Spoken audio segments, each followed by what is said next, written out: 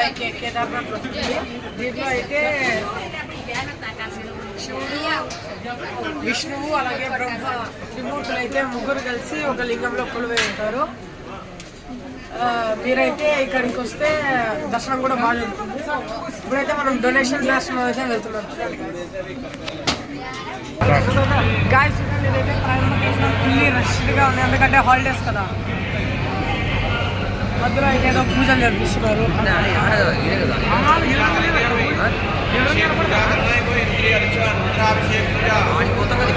మిర్రర్లో చూసినట్టయితే లింగం కనబడుతుంది.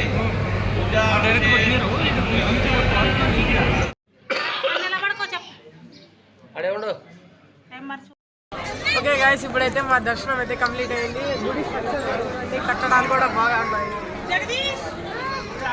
ఇట్స్ లైక్ కేదార్నాథ్ అయితే కనబడుతుంది మనకైతే.